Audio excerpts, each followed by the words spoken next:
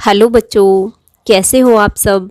मेरा नाम डॉक्टर उर्मिला है और आज मैं आपके लिए व्याकरण के दो महत्वपूर्ण टॉपिक लेकर आई हूँ जो हैं उपसर्ग और प्रत्यय।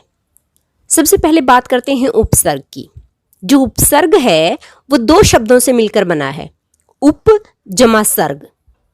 उप का अर्थ है समीप या पहले और सर्ग का अर्थ है जोड़ना, सृष्टि करना या निर्माण करना।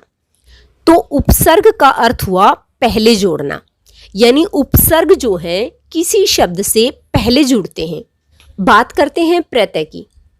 प्रत्यय जो है वो भी दो शब्दों से मिलकर बना है, प्रति जमा अय।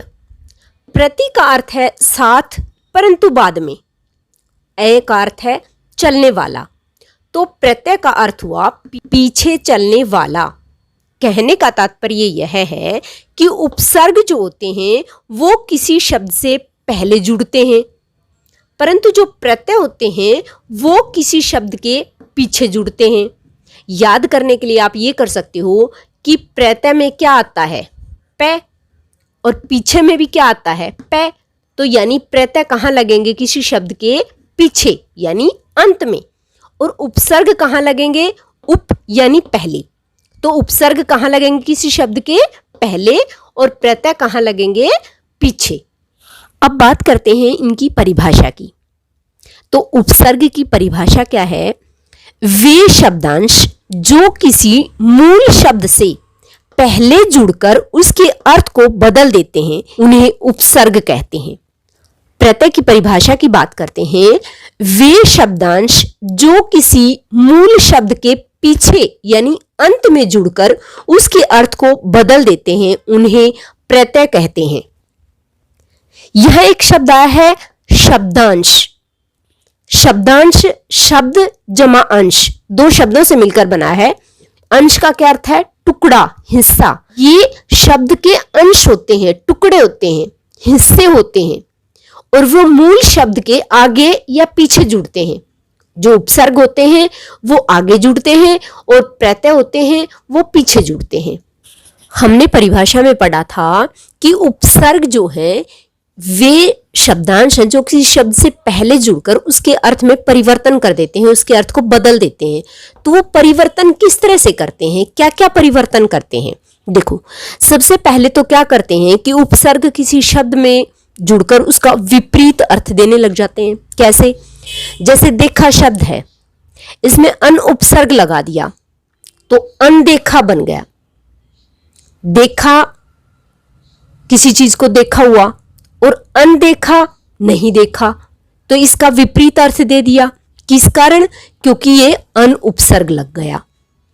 दूसरा है शब्द के अर्थ को बदलना। जैसे कर्म शब्द है, कर्म का क्या अर्थ है, काम करना, लेकिन इसके आगे कु उपसर्ग लग गया, तो कु उपसर्ग लगने से यह शब्द बना कुकर्म, और कुकर्म का अर्थ है बुरा काम, तो इसका अर्थ बदल दिया। तीसरी बात थी अर्थ में विशेषता लाना। जैसे सुंदर शब्द है, सुंदर शब्द के आगे अति उपसर्ग लगा तो शब्द बना अति सुंदर, यानी इस सुंदर शब्द में विशेषता ला दी। तो इस प्रकार परिवर्तन जो है वो तीन तरीके से हो सकता है उपसर्गों से। कैसे कैसे, या तो वो विपरीत अर्थ दे सकते हैं, या शब्द के अर्थ को बदल सकते हैं, या अर्थ में विशेषता ला देते हैं। तो इस तरह से परिवर्तन होता है। अब हम उपसर्ग के प्रकारों की बात करते हैं। उपसर्ग के चार प्रकार हैं, संस्कृत के उपसर्ग, हिंदी के उपसर्ग, यहां हम उर्दू के उपसर्ग की बजाय विदेशी उपसर्ग भी कह सकते हैं, क्योंकि हम इनमें उर्दू के साथ साथ अंग्रेजी के भी इसी में शामिल कर लेंगे। तो हम इन्हें क्या कहेंगे, विदेशी उपसर्ग। और फिर है संस्कृत भाषा के कुछ अव्यय हैं जो उपसर्ग की भांति प्रयोग किए जाते हैं, वे उपसर्ग। तो इस प्रकार से उपसर्ग के चार प्रकार हो गए, संस्कृत के उपसर्ग, हिंदी के उपसर्ग, विदेशी उपसर्ग, और संस्कृत के कुछ अव्यय जो उपसर्ग की भांति प्रयोग किए जाते हैं। संस्कृत के उपसर्ग भी संख्या में 22 है, हिंदी के भी 22 है, और जो विदेशी उपसर्ग हैं जिसमें उर्दू और अंग्रेजी दोनों के शामिल हैं वो भी 22 हैं। कुछ अव्यय जो संस्कृत के हैं वो भी हम देखेंगे कि कौन कौन से हैं। सबसे पहले बात करते हैं हम संस्कृत के उपसर्ग की। चलिए बच्चों, पहले संस्कृत के उपसर्ग देखते हैं। मैंने कितने बताए थे संस्कृत के उपसर्ग? 22। ये जो है ये उपसर्ग हैं, ये जो है ये मूल शब्द हैं। तो जैसे अति उपसर्ग है, प्रश्न दो प्रकार से आएंगे। या तो ये शब्द आ जाएंगे कि इनमें से उपसर्ग छांटो, या फिर ये उपसर्ग दे देंगे कि इनसे शब्द बनाओ। दो तरह से ही प्रश्न पूछे जाते हैं। तो अति उपसर्ग के अगर हम शब्दों की बात करें तो शब्द क्या क्या बन जाएंगे अति उपसर्ग से? अतिरिक्त, अतिशय। आगे है अधि। अधि से क्या क्या शब्द बनेंगे? अधिकार, अधिपति, अभि, अभिनय, अभिमान, अनु, अनुवाद, अनुभव, अप, अपमान, अपवाद। तो इस तरह से हमने देखा कि कैसे हम उपसर्ग से कैसे शब्द बनाते हैं और किस प्रकार से हम किसी शब्द में से उपसर्ग अलग कर सकते हैं। अधिकार शब्द है तो इसमें क्या उपसर्ग है? अधि उपसर्ग है। इसी प्रकार अनुभव में अगर मूल शब्द छांटने के लिए कहा जाए तो भव जो है वो मूल शब्द होगा। अपवाद में मूल शब्द वाद है और अप जो है उपसर्ग है। मैं उम्मीद करती हूं कि आपको समझ में आ गया होगा कि किस प्रकार हम किसी शब्द में से उपसर्ग और मूल शब्द को अलग अलग कर सकते हैं, या किसी भी उपसर्ग से किस प्रकार हम शब्द बना सकते हैं। आगे करते हैं। अगला उपसर्ग है अव। अव से जो शब्द बने हैं वो है अवसर, अवकाश।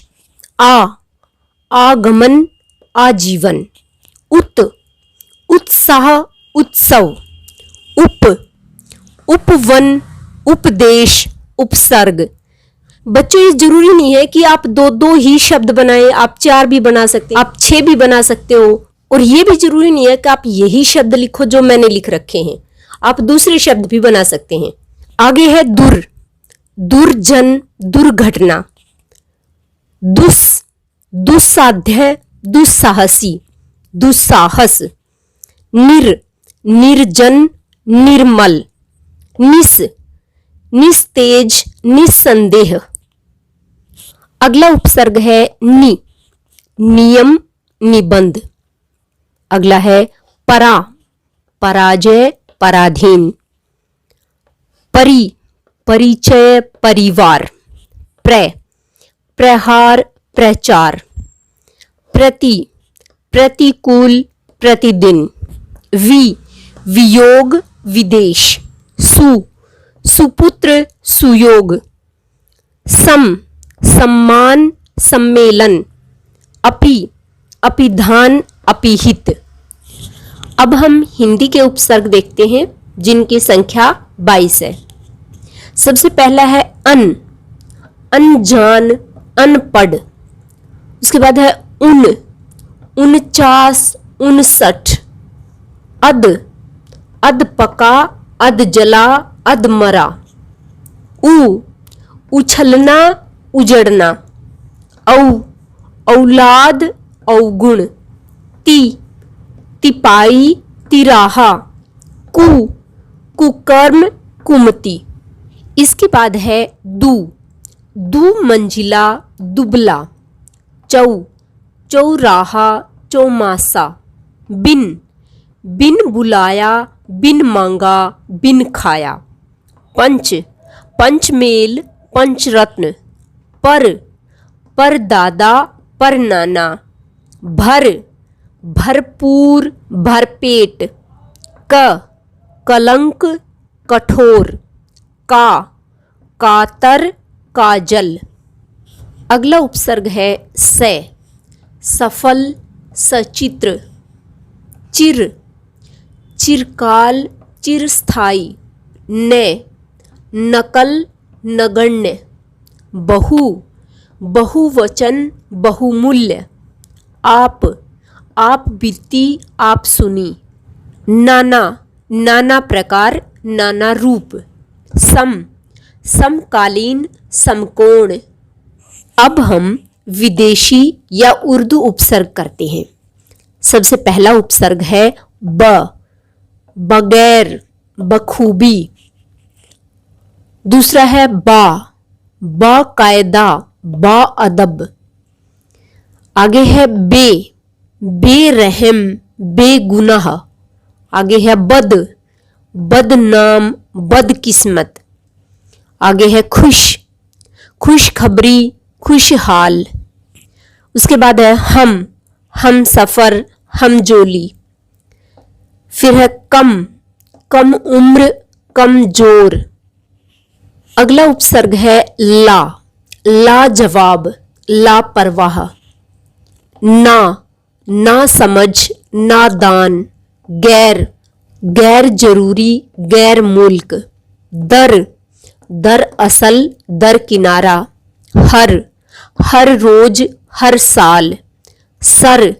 सरहद सरताज। ऐन वक्त ऐन मौका। बिला कानून बिला कसूर।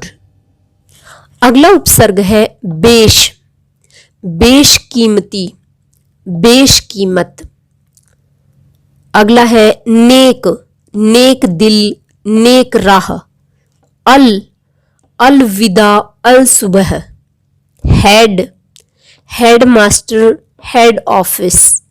Deputy minister deputy registrar. Sub inspector sub committee.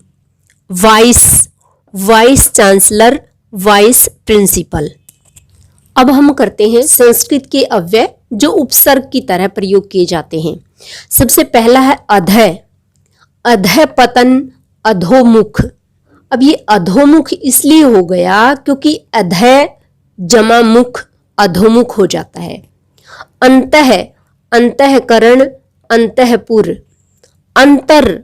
अंतरराष्ट्रीय अंतर्यामी। आविष्कार आविर्भाव। अकाल अधर्म। आगे है सत्संग सत्कर्म। उसके बाद है पुनर्निर्माण पुनर्जन्म। बहिर्मुखी बहिर्गामी। अगला उपसर्ग है स्वदेश स्वराज्य। स्वयंवर स्वयंसेवक। पुरातन पुरातत्व। प्रागैतिहासिक प्रागवैदिक। सहपाठी सहगान। पुरस्कार पुरस्कृत। अमात्य अमावस्या। तत्काल तत्सम। इसी के साथ हमारे उपसर्ग समाप्त हुए। चलो बच्चों अब हम प्रत्यय करते हैं। प्रत्यय जैसा कि हमने परिभाषा में बताया कि प्रत्यय क्या होता है, किसी मूल शब्द के बाद में जुड़ता है, अंत में जुड़ता है, पीछे जुड़ता है और तब जाकर एक नया शब्द बनता है। जैसे भूल जो है मूल शब्द था, इसमें हमने अक्कड़ प्रत्यय लगा दिया तो नया शब्द क्या बना, भुलक्कड़। इसी प्रकार झगड़ा जो है वो मूल शब्द है, इसमें हमने आलू प्रत्यय लगा दिया तो क्या बन गया, झगड़ालू। आगे है सजा मूल शब्द है, इसमें आवट प्रत्यय लगा दिया तो क्या बना शब्द, सजावट। खट्टा शब्द था, इसमें आस प्रत्यय लगा और शब्द बना खटास। तो इस प्रकार समझ में आया कि प्रत्यय जो है हमेशा मूल शब्द के पीछे जुड़ता है, अंत में जुड़ता है, बाद में जुड़ता है, जबकि उपसर्ग जो है वो मूल शब्द से पहले जुड़ता है। चलिए अब हम प्रत्यय के प्रकार पढ़ते हैं कि प्रत्यय कितने प्रकार के होते हैं। प्रत्यय के दो भेद हैं। पहला है कृत प्रत्यय, दूसरा है तद्धित प्रत्यय। अब ये कृत प्रत्यय और तद्धित प्रत्यय क्या होते हैं, क्या इनकी परिभाषा है, वो देख लेते हैं। सबसे पहले कृत प्रत्यय की परिभाषा देखते हैं। जो प्रत्यय धातु या क्रिया के अंत में जुड़कर नया शब्द बनाते हैं उन्हें कृत या कृदंत प्रत्यय कहते हैं। यानी ये किस में जुड़ते हैं, धातु या क्रिया में। धातु क्या होती है, क्रिया का मूल रूप, तो ये या तो धातु में जुड़ेंगे या क्रिया में। अब तद्धित प्रत्यय देखते हैं। तद्धित प्रत्यय क्या होते हैं, जो प्रत्यय संज्ञा, सर्वनाम, विशेषण तथा अव्यय के अंत में जुड़कर नया शब्द बनाते हैं उन्हें तद्धित प्रत्यय कहते हैं। और जो स्त्री प्रत्यय होता है वो तद्धित प्रत्यय का ही एक पार्ट होता है। अब हम कृत प्रत्यय के भेदों की बात करते हैं। कृत प्रत्यय के 5 भेद हैं। कर्तृवाचक कृत प्रत्यय, कर्मवाचक कृत प्रत्यय, करणवाचक कृत प्रत्यय, भाववाचक कृत प्रत्यय और क्रियार्थक कृत प्रत्यय। कर्तृवाचक कृत प्रत्यय क्या होता है, जो प्रत्यय कर्ता का बोध करवाते हैं वे कर्तृवाचक कृत प्रत्यय कहलाते हैं। जैसे रख शब्द है, वाला प्रत्यय, रखवाला। तो ये रखवाला कौन होता है, जो रक्षा करता है, यानी रक्षा करने वाला। तो रक्षा करने वाला कौन हुआ, कर्ता। इसी प्रकार रक्ष जमा कै, रक्षक। पालन जमा हार, पालनहार। तो ये सभी क्या है, कार्य करने वाले हैं, तो इसलिए कृतवाचक कृत प्रत्यय है। दूसरा है कर्मवाचक कृत प्रत्यय, जो कर्म का बोध करवाते हैं। जैसे पढ़ जमाना, पढ़ना। ओढ़ जमानी, ओढ़नी। अगला है करणवाचक कृत प्रत्यय। करणवाचक क्या होता है, जो साधन का बोध करवाता है। जैसे झाड़ जमाऊ, झाड़ू। बेल जमाने, बेलन। मथ जमानी, मथनी। तो ये जो है ये काम करने के साधन हैं, इसलिए ये कर्णवाचक कृत प्रत्यय के उदाहरण हैं। अगला है भाववाचक, जो शब्द भाव का बोध करवाते हैं। जैसे लिख जमा आई, लिखाई। सज जमा आवट, सजावट। बन जमा आवट, बनावट। अंतिम है क्रियार्थक कृत प्रत्यय, जो प्रत्यय क्रिया शब्द बनाते हैं उन्हें क्रियार्थक कृत प्रत्यय कहते हैं।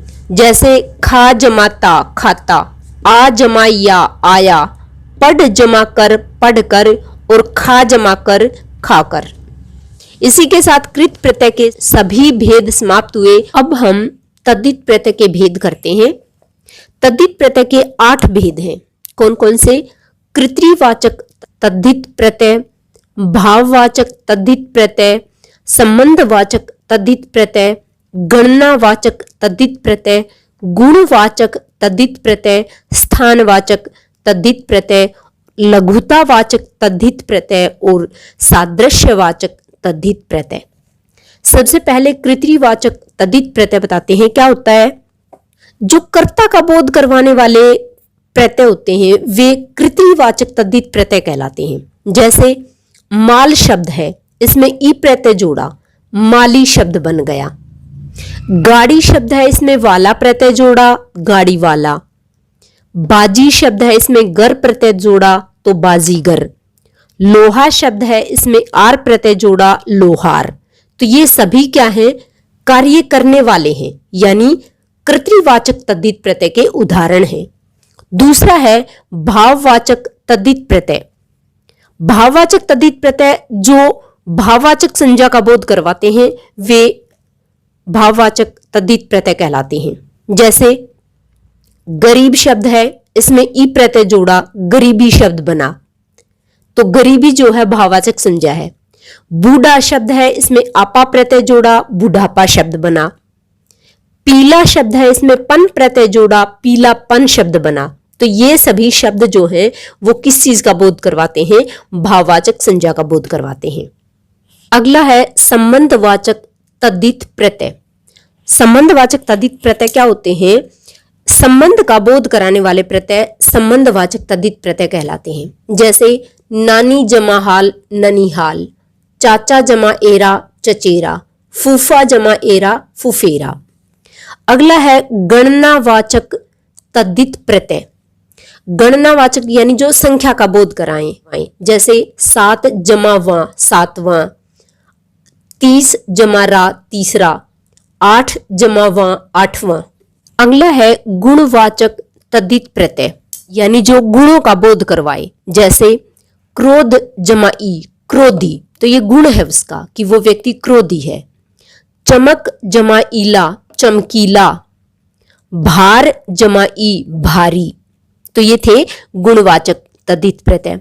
अब है स्थानवाचक तद्धित प्रत्यय, यानी जो स्थान का, जगह का बोध करवाए। जैसे गुजरात जमा ई, गुजराती, तो गुजरात जो स्थान का नाम है, तो गुजरात में ई प्रत्यय लगा तो गुजराती यानी स्थानवाचक तद्धित प्रत्यय। जयपुर जमा इया, जयपुरिया। दिल्ली जमा वाला, दिल्ली वाला। तो इस प्रकार ये जो है स्थान का बोध करवाते हैं और ये गुणों का बोध करवाते हैं।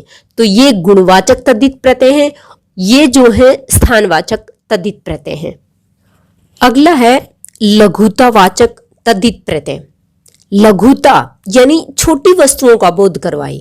जैसे रस्सा जमा ई, रस्सी, तो रस्सा जो है बड़ी वस्तु का बोध करवा रहा है, जबकि इसमें ई प्रत्यय जोड़ दिया तो रस्सी बना वो छोटी चीज का बोध करवा रहा है। इसी प्रकार लोटा जमा इया, लुटिया, तो लोटा बड़ा होता है, लुटिया छोटी होती है। गिलास जमा ई, गिलासी, तो गिलास बड़ा होता है, गिलासी छोटी होती है। तो इस प्रकार ये किसके उदाहरण हुए? लघुतावाचक तद्धित प्रत्यय के। अब अंतिम है सादृश्यवाचक तद्धित प्रत्यय, यानी जो समानता का बोध करवाते हैं। जैसे लाल जमा सा, लाल सा। हरा जमा सा, हरा सा। सोना जमा हरा, सुनहरा। तो इस प्रकार ये किसके उदाहरण हैं? सादृश्यवाचक तद्धित प्रत्यय के, यानी जो समानता दिखाते हैं। और इसी के साथ हमारे तद्धित प्रत्यय के सभी भेद समाप्त हुए। अब हम कुछ ऐसे शब्द देखते हैं जिनमें दो दो उपसर्गों का प्रयोग किया गया है। जैसे ये सुप्रतिष्ठित शब्द है, इसमें स्थित शब्द था। सु और प्रति दो उपसर्ग लगे हुए हैं। इसी प्रकार ये गठित शब्द है, इसमें सु और सम ये दो प्रत्यय लगे हुए हैं, शब्द बना सुसंगठित। ये धान शब्द है और इसमें अन और अव ये दो उपसर्गों का प्रयोग किया है और शब्द बना अनवधान। इसी प्रकार ये जो है रक्षित शब्द है, इसमें ए और सु इन दो उपसर्गों का प्रयोग किया है और शब्द बना है असुरक्षित। ये फल शब्द है, इसमें ए और से दो दो उपसर्ग प्रयोग किए गए हैं और शब्द बना है असफल। तो इस प्रकार हमने देखा कि कई बार कई शब्दों में दो दो उपसर्गों का प्रयोग भी किया जाता है। अब हम कुछ एक ऐसे उदाहरण देखते हैं जिनमें उपसर्ग का भी प्रयोग किया गया है और प्रत्यय का भी प्रयोग किया गया है। चलिए ऐसे शब्द देखते हैं। यहां क्या लिखे हैं? सभी उपसर्ग लिखे हैं। यहां मूल शब्द हैं, ये प्रत्यय है और ये नया शब्द बना है। सबसे पहले है मान शब्द। मान शब्द में अप उपसर्ग लगा है और इत प्रत्यय लगा है और शब्द क्या बना? अपमानित।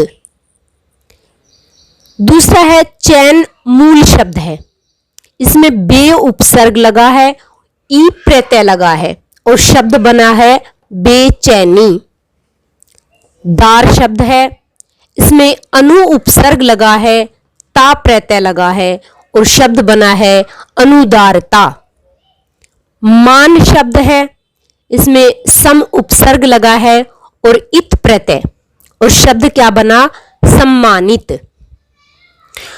इसी प्रकार मान शब्द है, उसमें अभी उपसर्ग का प्रयोग किया है, ई प्रत्यय का प्रयोग किया है तो शब्द क्या बना है?